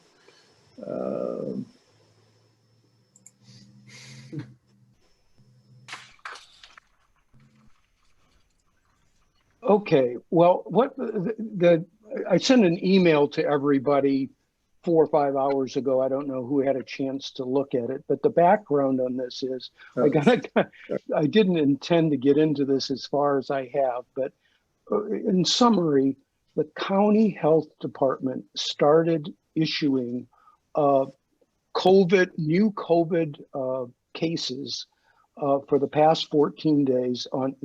Started in April 4th. So we've got over 7 months of these reports, which can't come out weekdays, except for holidays. And this chart kind of plots every 2 weeks what the COVID numbers are countywide. And I think it's probably, I don't know, I'm going to guess 40 different zip codes. So this is showing countywide numbers. We can see it plateauing over the summer months and then declining fairly rapidly as we got into September, and then hockey sticking back up starting around, I don't know, October 1st. And you can see some of the numbers there. The percentage increase a couple days ago, I think, was about 60 or 70% increase since September 15th. So this was a look at just counting. This is the county numbers over the last 14 days. And go back to the first one, go to the one further back. Yeah, this is what I call city zip codes. Now, I sent you for those of you who could look at it, there are the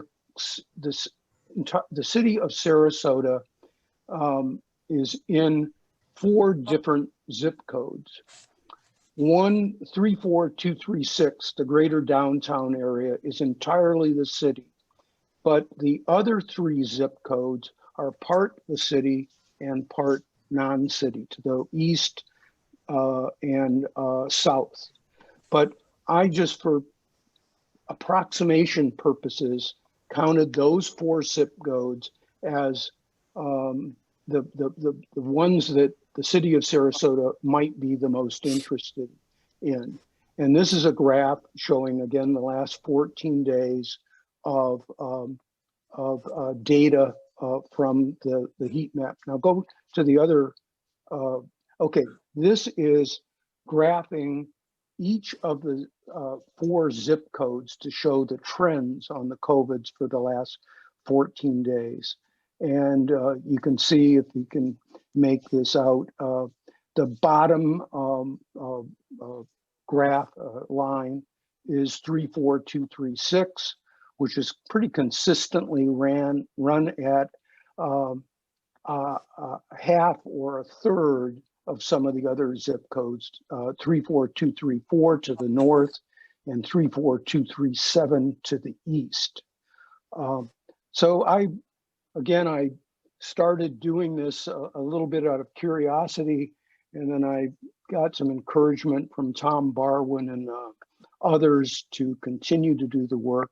And so for now, for about 7 months of information on this, you can see that last chart, the very first one Patrick put up, is concerning, of course, that it was coming down. And then the hypothesis, of course, mine is, as the governor and others began to loosen up restrictions, mask compliance may have waned some. People began to gather in restaurants and things like that. It certainly gives the appearance that the trends are not going the right way.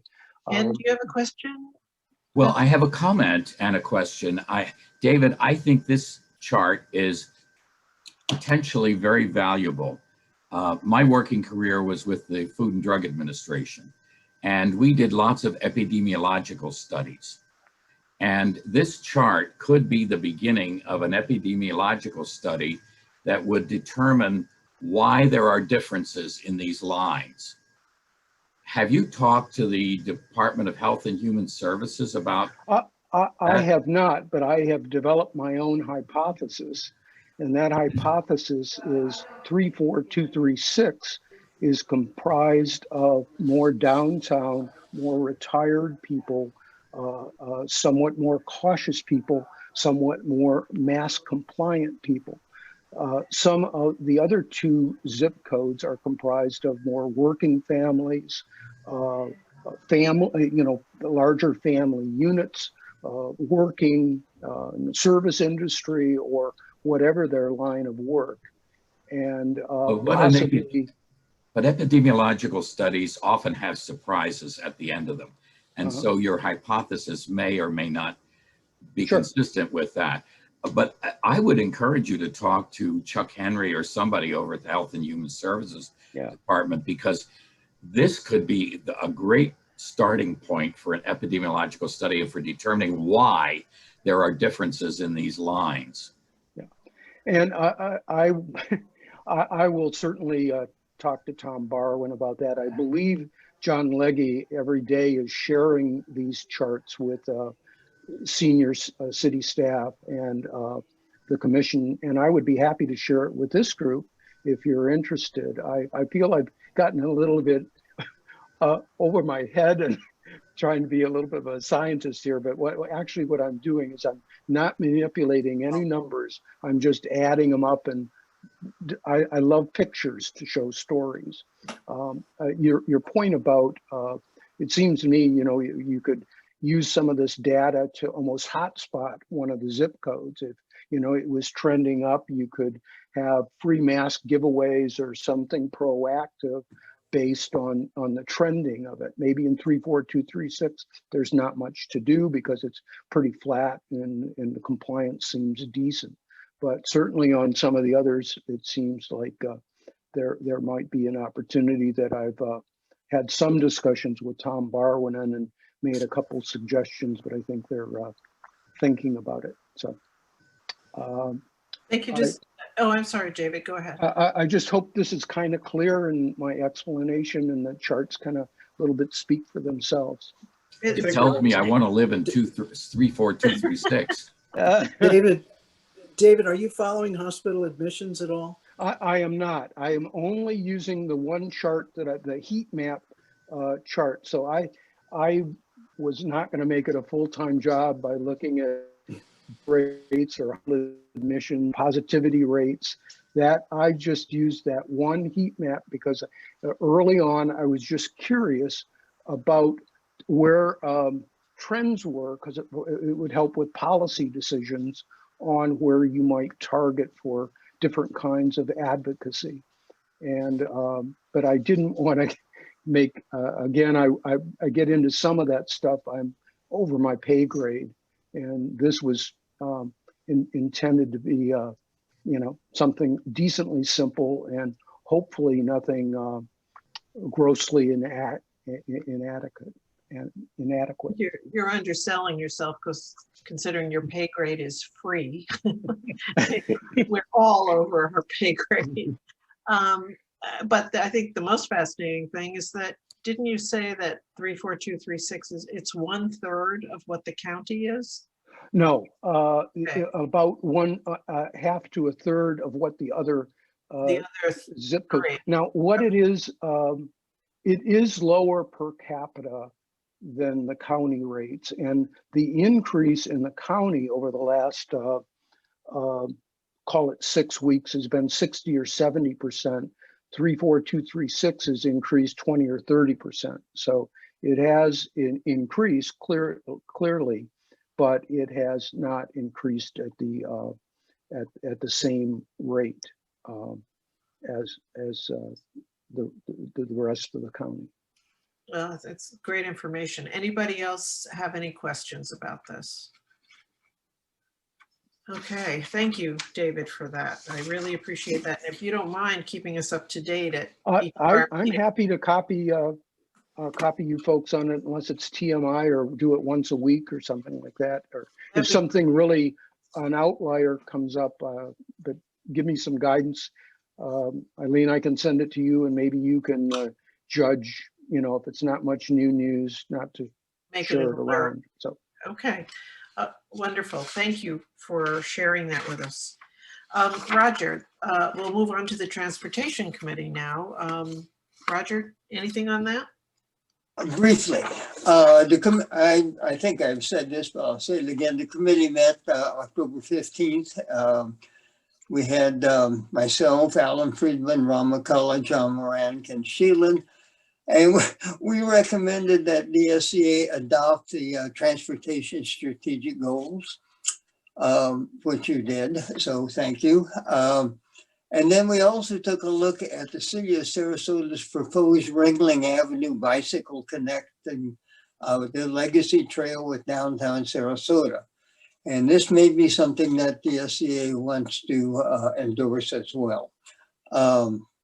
This is pretty exciting, at least for myself and others who bicycle, to have a safe way to reach the Legacy Trail, which of course is phenomenally popular, and to connect it with downtown and the Bayfront is pretty exciting business. Of course, they're in the middle of a survey at this point, and I think the recommendation at this point was that members here take a look at the survey and fill it out. If you're interested, I would appreciate that. Other comments briefly, of course, and it's already been said, the Fruitvale Roundabout is scheduled for completion within the next couple of weeks. 10th and 14th will not be finished until early December. That concludes my report. Also, we are planning to have FDOT present and bring us all up to date on the Gulfstream roundabout. We were hoping to get them in this time, but Okay. they're not ready. So it will be in either December or January. And I think that there's a lot of people that'll be very interested in those details. Right. Okay, thank you. Thanks, Roger. Any questions for Roger? All right. Mel, zoning committee, or is Mel there? He is. I'm still here, yes. Okay. Nothing further at this point. Nothing further, thank you. Bay Park Conservancy, Bob Parolo. Yep, I only have a couple of things. There'll be a board meeting. I wrote it down here. No, I can't see it. November 17th between 3 and 4. It'll be a Zoom meeting, and I will email Patrick the Zoom contact information. Who is invited to that? Anyone. Okay. Anyone who's interested. I think it'll be a good meeting, considering the zoning committee passed the zoning text amendments at the planning board, yeah.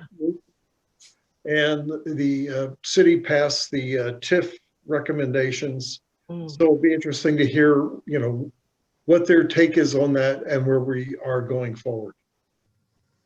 Thank you, Bob. Any questions? David? Yeah, just to report, the TIF came before the county commission this morning and was approved 3-2. So it appears to be a done deal at this point. John Legge says that it's just some final paperwork between Bob Fournier and the county attorney, but it seems to be done. Fantastic. Anything further? All right, thank you very much, Bob. I don't see Ted Wilson for CCNA, though I know that CCNA will be meeting this weekend via Zoom as well. The Rosemary District Association, Richard and/or David, who is going to be reporting on Rosemary District. We have an embarrassment of riches of people from the Rosemary District here. Richard, do you want to turn on your video? Yeah, I'll defer to David on this. Okay. David? David, do you want to tell us? Oh, is it for me to go first? Richard just deferred to you. Oh, I see. Okay. Well, just a couple things. The big news is last Thursday, the Rosemary District Park was on the agenda. It was a 70-minute discussion. And at the end of that meeting, there was a unanimous vote, 5-0, to essentially authorize Tom Barwin to enter into negotiations with the owner of those parcels and to try and get something done. There was a 70-minute discussion. I won't go into the weeds too much. There is some likelihood of neighborhood financial contributions to close a gap between the appraised value and the tentatively agreed purchase thing.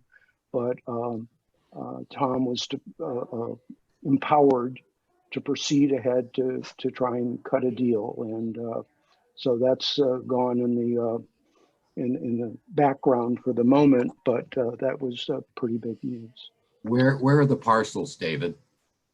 At Boulevard of the Arts and Central.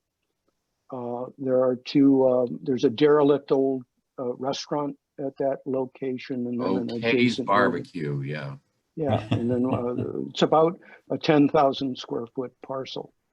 So it's a small park, but a green space at least, and it would likely be developed in 2 stages, with initial funding to purchase the land, do the demolition, maybe an interim green space then, and then in subsequent years a design with heavy community input, and then the ultimate construction. I should mention that this is entirely funded by park impact fee money. So this was contributed by developers.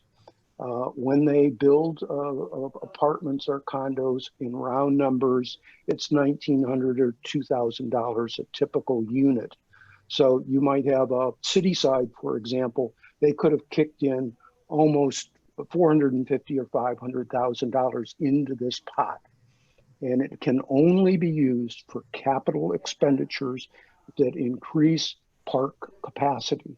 So this is kind of taking it from the developers, the impact that their project creates on the neighborhood and the need it creates, and fulfilling that need with this kind of project. So thanks go to all sorts of folks that helped with this over the years. Richard himself and his wife Pam, Patrick, and a number of people touched this over even a 20-year period, but it all came together, and it was definitely a we effort. Oh, that's good. A little bit of good news too.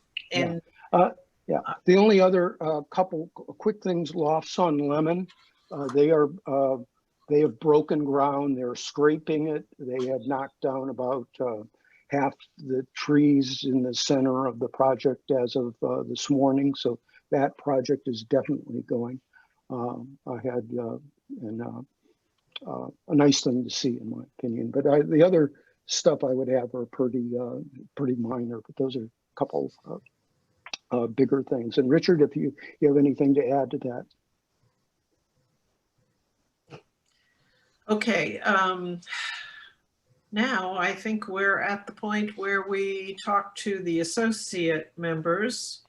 Are there any questions? Let me just ask, any questions from the guests in the audience before we get to the end of the meeting? All right, so our associate members, I think there's a couple on here. Taylor Evans is going to do the introductions, right? There she is. All right, thank you. Thank you, Eileen. Hi, everyone. My name is Taylor Evans. I'm the marketing director for Core Marketing Solutions. I'm filling in for Kristen today. So I'm going to introduce the Platinum Associate members. I think I see a couple on here. Eileen, if someone is not here, do I still announce their name or do we just move on? We have a lot of people for you to announce their name. I think we generally, Patrick, what's the protocol? It's primarily those who are here to speak. If there's any Platinum members, I was looking too. I don't, I don't see anyone. No, I didn't see any that came on here. So you could certainly speak on behalf of Core Marketing. Okay, I will do that. As I said, I'm Taylor Evans. We represent a portfolio of clients here at Core Marketing. Professional plumbing for pipelining is one of them, Roofside West for roof maintenance. And then two of our clients are Platinum members, so I'll speak on behalf of them as well. CBIZ takes care of association insurance. And as you know, rates are going up drastically next year because of the number of recent storms in the past few years. So Matt Mercier is your contact at CBIZ. His recommendation is that everyone write their district representative about the current rate hikes. We also represent Platinum member Rightway Emergency Services, and they handle all of your emergencies such as fire, water, mold, disaster planning. They can also fog your building to protect from the spread of germs, which is important right now. Darren Caldwell is your Rightway representative. If you need any of these services, please let me know. If you see anyone else on the list that I can introduce, but I don't see anybody. No, I just scanned. Okay. This was a very long meeting and you were a trooper to still be with us at the end. Thank you. So thank you very much. Of course. Any other comments from anyone in the audience or questions? Hearing none, I will just announce that the next board meeting is December 2nd between 4 and 5:30. That may be wishful thinking as we are now at 6:05, but that's the goal normally. So, Patrick, yes. Were you going to say anything about the conversation Jamie were having about event, social, for the board? I think Jamie did. Actually. Yeah, I already did, Patrick. For the board, okay. Yeah, she did announce right after that meeting, correct. But let Jamie know if you are available after that meeting's over so she can plan. If no one has anything further, this is your big chance to hold everyone up so they can't have dinner. And we will, hearing nothing, I want to thank you all for staying on. It's been a long meeting, but we got a lot done. And you are a great group to work with. So thank you all, and we'll see you in December. Thank you. Okay. Good night. Good night.